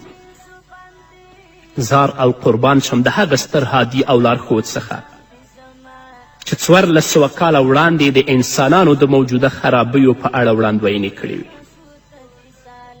همدارنګه رسول الله صلی الله علیه وسلم فرمایي وشربت الخمور، د قیامت بل علامه دا ده چې شراب به ډیر څکل کیږي. د دې تشریح ته اړتیا نشته، ټول په دې باندې پوه دي چې شراب پټ او ښکاره څکل کیږي، تر دې چې په اسلامي ملکونو کې هم په همغه اندازه او ترتیب څکل کیږي لکه څومره چې په غیر اسلامي ملکونو کې څکل کیږي. بلکې اسلامي ملکونو نن سبا د شراب څکلو په برخه کې په غیر اسلامي ملکونو باندې خبره ور اړولې ده، د هغو نه ترقي کړې. او په آخر د حدیث کې رسول الله صلی الله علیه وسلم فرمایي ولعن آخر هذه الامة اولها، د قیامت بل علامه دا ده چې وروسته راتلونکي خلک به د امت په وروستنیو نیکو خلکو باندې لعنت وایي. د رسول الله صلی الله علیه وسلم دغه وړاندوینه هم په حقیقت بدله شوې ده او د امت د نورو نیکو هستیو سره سره ترې صحابه کرام هم بچ نه دي پاتې چې نن ورځې د ځینې مفسدینو ملحدینو او د کفارو د خولې نه اورئ چې ابابکر صدیق او عمر رضی الله تعالی عنه پسې هم بد وایي. الله رب العزت دې په موږ رحم وکړي، الله رب العزت دې موږ ته د نیکو اعمالو توفیق راکړي، زموږ هڅې دې الله رب العزت د خپل رضا دپاره وګرځوي او د دې فتنو نه دې موږ او تاسو په خپل حفظ و امان کې وساتي. په همدې هیله درنو اوریدونکو دا وه زموږ د نن ورځې خپرونه چې ستاسو درانه حضور ته وړاندې شوه. تر بلې خپرونې پورې چې زه بیا هم ستاسو درانه حضور ته بیا هم د قیامت علامات. درنو اوریدونکو، نبی اکرم صلی الله علیه وسلم چې کله د قیامت علامې موږ ته بیانوي نو رسول الله صلی الله علیه وسلم فرمایي د قیامت د علامو نه یوه علامه دا ده چې سود به عام شي او د حرامو حلالو پروا به بیا څوک نه کوي بلکې د یوازینی هدف به یې پیسې لاسته راوړل وي. د بخاري حدیث دی. حضرت ابو هریره رضی الله تعالی عنه فرمایي چې محمد رسول الله صلی الله علیه وسلم او فرمایل په خلکو باندې به داسې وخت راشي چې د دې پروا به نه کوي چې حلال یې ترلاسه کړي او که حرام. ځینې خلک خو لا دا وایي چې حلال نن سبا ته سترګو کیږي نه او پیدا کیږي نه، مګر دغه فکر کول چې حلال نشته او نه پیدا کیږي د نفس دوکه ده. دا ځکه چې د حلالو په اړه د فکر کولو له امله انسان د قیدونو په حدودو کې ښکیلیږي، ځکه د حلالو لاسته راوړنه ډیره سخته ده. نو ځان په حدودو کې نه قید کوي او دا خبره له خولې نه وباسي چې نن سبا خو حلال تر سترګو کیږي نه، حلال پیدا کیږي نه. حضرت سفیان ثوری رحمه الله فرمای الحلال لا يحتمل الصرف، په حلال مال کې د بېځایه لګښت لپاره ځای نه وي او همدارنګه د حلال مال په لاسته راوړنه کې د عیش او مستی څخه د ډک ژوند لپاره زمینه نه برابریږي. ځکه خو نفس دغه دلیل وړاندې کوي چې نن سبا حلال مال نه پیدا کیږي، نو د حرام او حلال خیال کول بېځایه خبره او د وخت بربادول دي. نن ورځ تاسې وګورئ چې زموږ کمه ورونه په خپلو معاملو کې دومره اسرافونه کوي، نو که تاسو څیړنه وکئ پلټنه وکئ د هغه مال به په 100% کې 80% حرام وي، هغه 10% او 20% به هم مشکوک وي. که تاسې د دوی ودونه ګورئ یا د دوی خیراتونه ګورئ یا د دوی نورې معاملې ګورئ ټول په اسراف باندې بنا، اما فقیران او مساکین چې د دوی چم او ګاونډ کې ژوند کوي هغه بیچارهګان به د لږې مړه کیږي خو هغو ته به څوک څه نه ورکوي. نو دومره لوی اسرافونه چې دوی کوي د دې نه معلومیږي چې د دوی مال حرام دی، حلال نه دی. ځکه سفیان ثوري رحمه الله فرمایي الحلال لا يحتمل الصرفه، په حلال مال کې د بې ځایه لګښت لپاره ځای نه وي. نو دوی چې بې ځایه لګښتونه کوي مال حرام دی، مال حلال نه دی. مګر کوم خلک چې د الله رب العزت نه ویره لري او د محمد رسول الله صلی الله علیه وسلم له دغه فرمان څخه خبر دي چې اوس به تاسو ته ووایم، هغوی بیا حرامو ته لاس نه اوږدوي بلکې په کم روزي باندې په لږ مال باندې بسنه او کفایت کوي او د الله رب العزت نه ویره لري. رسول الله صلی الله علیه وسلم فرمایي لا يدخل الجنة لحم نبت من سحت وكل لحم نبت من سحت فالنار اولا به. جنت ته به هغه غوښه او هغه بدن داخل نشي چې له حرامو نه یې وده کړې وي. رسول الله فرمایي کومې غوښې او کوم بدن چې له حرامو وده کړی وي د دوزخ ډیر مستحق دی. مطلب دا چې جنت پرې حرام دی او جهنم پرې واجب دی. هغه کسان دي د محمد رسول الله صلی الله علیه وسلم د دې وینا او د دې اخطار نه وویریږي چې ټول ژوند په حرام، په سود او په رشوت باندې تیریږي. هغه قاضیان او هغه څارنوالان دي د الله نه وویریږي چې خپل ځان او خپله کورنۍ ټول په رشوت او په حرامو سره تربیت کوي. آخرت ورځ کې به د الله حضور ته درېږي، الله به دوی ټول جهنم ته لیږي. تاسې به داسې هم اوریدلی وي چې ویل کیږي چې فلانی د حلالو او حرامو خیال ساتي او الله رب العزت ورته هم حلال رزق ورکوي. هغه کس چې د حلال مال په لټه کې وي حلال مال ډیر نشي ترلاسه کولی او نه ورته په لاس ورځي. همدارنګه هغه کس چې د حلال مال په لټه کې وي د هغه دنیوي اړتیاوې دومره نه پوره کیږي او د مال د نشتون له امله د ده ځینې کارونه ولاړ وي مګر د آخرت د تلپاتې عذاب څخه د خلاصون لپاره په دې ژر تیریدونکې دنیا کې د ستونزو ګالل د هر هوښیار انسان لپاره ضروري ده. راځئ تکلیفونه په دنیا کې وګالئ، لږ مال لاسته راوړئ، په هغه باندې اکتفا وکړئ، په هغه باندې قناعت وکړئ. د آخرت د دلپاتې عذاب نه ځان وژغورئ چې الله رب العزت هم هلته وژغوري.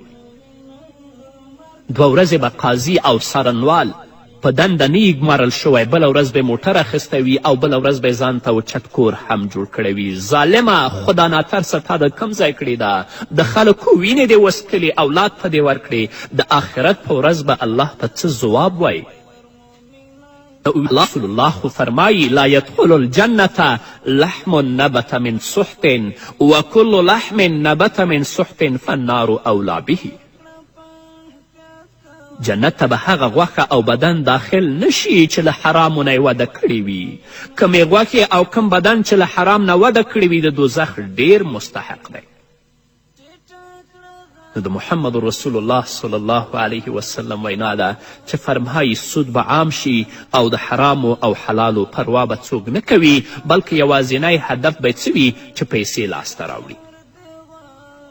دلته په دغه خبره باندې غور کول هم اړینه خبره ده چې د حلال مال د پیدا کولو لپاره وخت پیدا کول زموږ پورې تړلې خبره ده. که چیرې ټول خلک د تقوا او پرهیزګاري خواته مخه کړي نو نن چې کومې ستونزې راولاړې شوي دي په هغه وخت کې به بیا نه وي. مګر حال دا دی چې هر هغه کس چې ښه لمونځ کوونکی دی، ښه عبادت کوونکی دی، ښه روژه نیونکی او ښه عابد دی، هغه هم د عالم او مفتی صاحب خواته نه ورځي چې زما دغه سوداګري او دغه تجارت حرام دی او که حلال، یا زه په یو محکمه کې په یو اداره کې یو کار یو وظیفه اخلم، دنده اخلم، دغه کار زما لپاره روا دی او که ناروا، زما په سوداګري کې فلانۍ معامله روا ده او که ناروا. څوک یو مفتی ته نه دي ورغلي چې دا پوښتنه ترې وکړي. هو د سجدې سهوې، لمونځ او اودس په اړه به ښه پوښتنې کوي او په دې اړه به ښه پراخ بحث ته هم تیار وي، مګر د حرامو او حلالو په اړه به هیڅ فکر نه کوي. دا مخکې چا ما سره په راډیو کې تماس ونیو چې په افغانستان کې جهاد شته که نشته، ښه به په دې مسئله باندې پوهیږي. خو که د هغه د سوداګري او د تجارت په اړه باندې پوښتنه وکړي چې دا حرام دی که حلال د کومې لارې نه لاسته راوړي، په دې اړه به تانه بیخي پوښتنه هم نه کوي. الشمس شمس وان لم یراها ضریر، لمر دی چې لونډې نه ویني نه به ویني. په داسې حال کې چې د شریعت په هره محکمه کې د هرې معاملې په اړه احکام شته. کم دین چې حضرت موسی علیه السلام یهودو ته د الله رب العزت د طرفه راوړه، د یهودو همدغه حال و چې یو امر به په ځان عملی کاوه او بل به شاته غورځوه. د دغه ستر حقیقت په اړه الله رب العزت په سورت بقره کې 85 آیت کې فرمایي افتؤمنون ببعض الکتاب وتکفرون ببعض. نو آیا تاسې د الله رب العزت د کتاب په یوه برخه ایمان راوړئ او په بله برخه یې کافر کیږئ؟ امیر المؤمنین سیدنا حضرت عمر فاروق رضی الله تعالی عنه به ویل چې محمد رسول الله موږ ته وویل کله چې کوم کس د 10 درهمو رخت او ټوټه واخلي او په هغې کې 1 درهم هم حرام وي، نو تر څو یې چې دغه ټوټه او دغه جامه پر ځان وي الله رب العزت یې مونځ نه قبلوي. د دعا د قبلیدلو او همدارنګه د عبادت د قبلیدلو یو شرط دا دی چې هغه ګیډه کې حرام پراته نه وي. کمې ګیډې کې چې حرام پراته وي د هغې عبادت او د هغه دعا به الله رب العزت څنګه قبوله کړي، څومره چیغې چې ووهي دی. خو د نبی کریم صلی الله علیه وسلم د دې ټولو رټنو سره بیا هم د مسلمانانو دا حال دی چې د حرامو له اخیستلو او لاسته راوړنې څخه لږ ویره هم نه کوي او نه هم په دې اړه له شرمه سر ټیټوي، په داسې حال کې چې محمد رسول الله صلی الله علیه وسلم د هغه شي څخه هم منع کړی چې له حرامو سره ورته والی ولري. رسول الله فرمایي دع ما یریبک الا ما لا یریبک، په شک کې د اچونکي شي څخه تیر شه او د هغه څه په لور ولاړ شه چې تا په شک کې نه اچوي. محدثین لیکي البر ما اطمنت الیه النفس واطمأن الیه القلب والاسم ما حاک فی النفس وتردد فی الصدر وان افتاک الناس.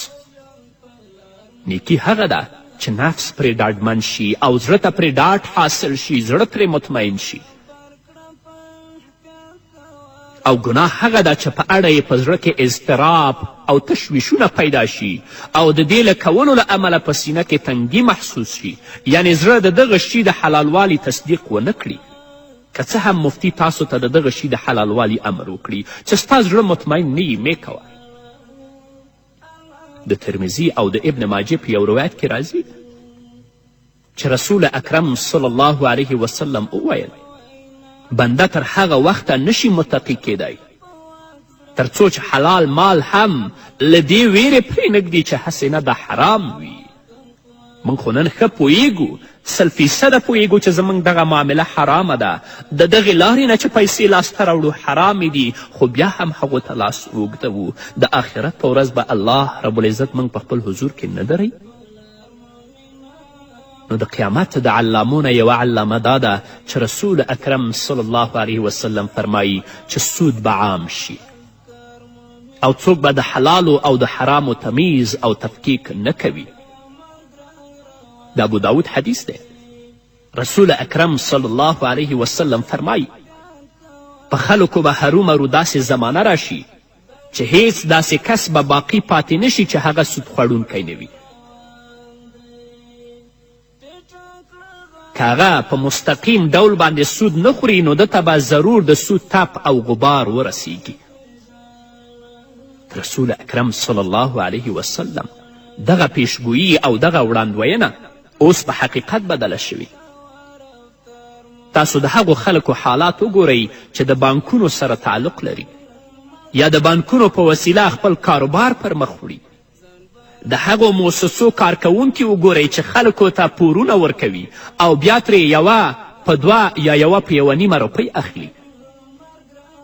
هغه خلک هم وګورئ چې په همدغو موسسو او بانکونو کې آشپزي کوي، په همدغو موسسو او بانکونو کې څوکیداري کوي، یا په دغو موسسو او په دغو بانکونو کې دنده لري کمپیوټر کاري کوي. بیا به تاسو ته معلومه شي چې څوک له سود او یا هم د سود له تب څخه په امن کې دي او څوک نه دي. الله رب العزت دې زموږ په حال باندې رحم وکړي. دا ټولې د قیامت علامې دي چې موږ او تاسو یې په خپلو سترګو باندې وینو.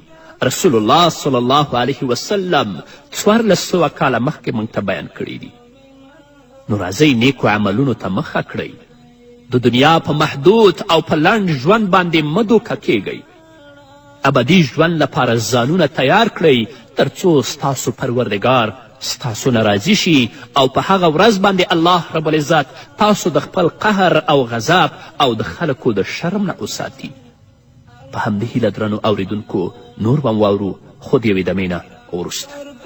ځان برابر کړه په احتیاط کوه رفتار مومنه د ژوند په لار مومنه مرګ را روان دی.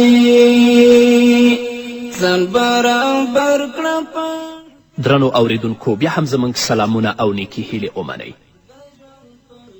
همدارنګه کله چې محمد رسول الله صلی الله علیه وسلم موږ ته د قیامت علامې بیانوي، نو رسول الله فرمایي د قیامت د علامو نه یوه علامه دا ده چې شرابو ته به بدل نوم ورکول کیږي او خلک به هغه حلال ګڼي او سکي به. د دارمی حدیث دی.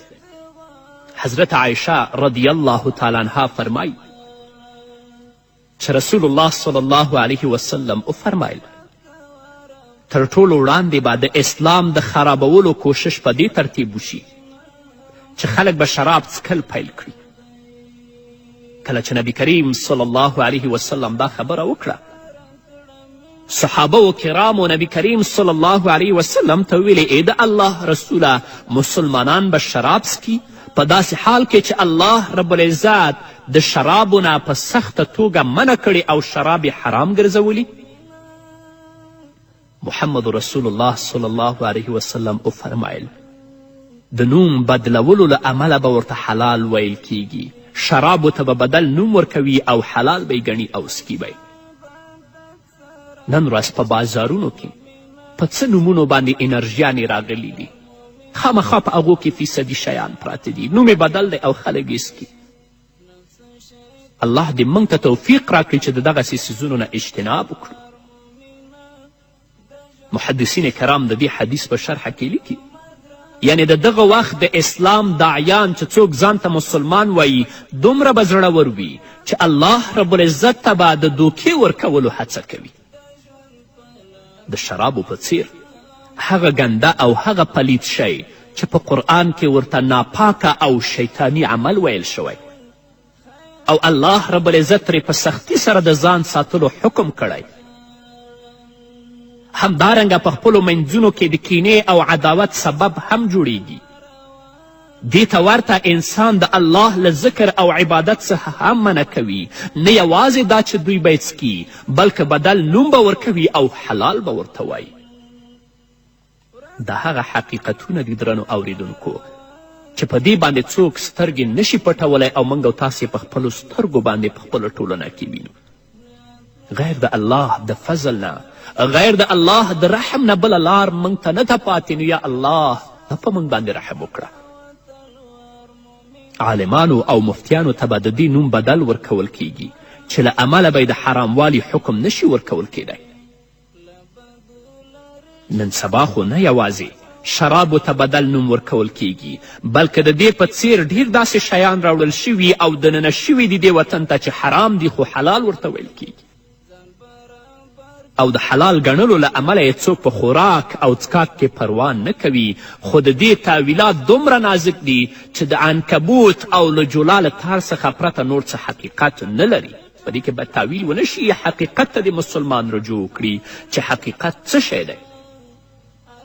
نن ورځ چې الله زموږ دعاګانې نه قبلوي، نن ورځ چې د کفارو او د انسانیت او د اسلامیت د دښمنانو لاسونه زموږ په وینو باندې سره دي، په هر ځای کې چې وینو مسلمان خوار و ذلیل دی، بېوسه دی.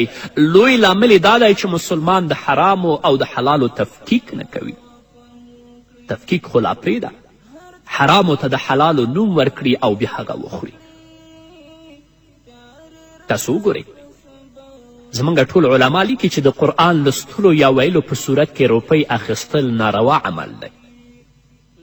خو څوک چې دا پیسې اخلي د دوی دلیل او تعویل دا دی چې موږ خو د وخت روپۍ اخلو، د قرآن په لوستلو کې او د قرآن په ویلو کې موږ وخت تیر کړی، د وخت پیسې اخلو. دا د دوی تعویل دی او دې ته حلال وایي.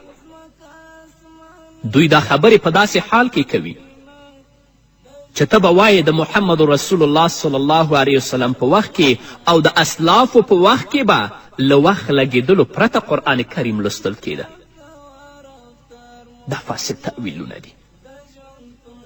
څه ته چې الله او د الله رسول حرام ویلي د هغه نه ځان وساتئ او څه ته چې حلال ویلي دي هغه لاسته راوړئ. له همدې امله به امام ابو حنیفه رحمه الله د درس ورکولو او امامتي پر وخت له چا نه یوه روپۍ هم نه اخیستله، هسې نه چې د دې له امله ونه نیول شي. په همدې ترتیب درنو اوریدونکو، موږ او تاسو په خپله ټولنه کې وینو چې خلک رشوت ته هدیه او تحفه وایي او په اخیستلو کې څه پروا او ځنډ نه کوي، او که همدغه روپۍ چې دوی اخلي را اوسپړئ نو همدغه به رشوت ثابت شي. فقها لیکي کم کس چې د یو حاکم سره د دندې له مقررېدو نه مخکې د خپلوي او یا هم د ملګرتیا په صورت کې څه راکړه ورکړه درلوده نو دا خو هدیه ده، خو که څوک له دندې وروسته روپۍ ورکوي حاکم ته نو همدغه رشوت دی. تر څو چې مقرر نه و، دنده نه درلودله، حاکم سره چې کومه راکړه او ورکړه دې درلودله هغه هدیه وه. خو چې کله حاکم په یوه دنده او په یوه وظیفه باندې وګماري، که دا سړی حاکم ته څه ورکوي دا هدیه نه ده، دا رشوت دی. د حالات نن وګورئ په خپل ټولنه کې، دا دومره بدبختیو کې چې موږ او تاسې ګیر یو، موږ او تاسې اصلاح نه یاستو. د الله رب العزت دین موږ په پوره توګه باندې توسه نه دی پیژندلی. د رسول الله صلی الله علیه وسلم وینا مو په پوره توګه نه دي اورېدلې او نه مو په ځان باندې عملي کړي، نو دا بدبختي دي چې په موږ باندې را روانې دي. د مسلم حدیث دی چې نبی کریم صلی الله علیه وسلم یو صحابي د زکات ټولولو پسې ولیږه. هغه صحابي زکات راوړ، نو رسول الله صلی الله علیه وسلم ته یې وویلې چې دا ستا مال دی، یعنې د بیت المال دی، او دغه مال خلکو ته ما ته هدیه راکړی. څه مال یې ځان لپاره بیل کړی و؟ رسول الله صلی الله علیه وسلم پورته شه، خطبه یې ویلې، د الله رب العزت حمد او ثنا یې بیان کړه. نو ویې ویلې زه ستاسو له ډلې څخه ځینې خلک د هغو کارونو لپاره ګمارم د کومو چې الله زه متولي ټاکلی یم، نو د هغو له ډلې څخه یو راپاڅي او وایي چې دا مال ستا دی او دا ما ته خلکو هدیه راکړی. که چیرې داسې وای نو بیا د خپلې مور یا پلار په کور کې ولې نه کېناسته چې خلکو دلته ورته هدیه راوړې وای؟ له دې نه معلومیږي چې کوم څه چې د دندې له امله ورکول کیږي همغه رشوت دی. الله رب العزت دې موږ ترې وساتي. حرامو شیانو ته نوم بدلونه او هغې ته دوهم صورت جوړونه او بیا یې حلال ګڼل له دې نه په مخکینیو امتونو کې هم رواج ول. د بخاري او د مسلم په حدیث کې راځي چې رسول اکرم صلی الله علیه وسلم وفرمیل په یهودیانو باندې د الله رب العزت لعنت وي چې الله رب العزت په دوی باندې وازګه او چربي حرامه کړې وه، نو دوی د وازګې او د چربي نه تیل جوړ کړه، بیا به یې د هغو تیلو نه استفاده کوله، نوم یې ورته بدل کړ. هغوی الله رب العزت تباه کړ، الله وشرمول، الله ذلیله د دنیا او د آخرت وګرځول.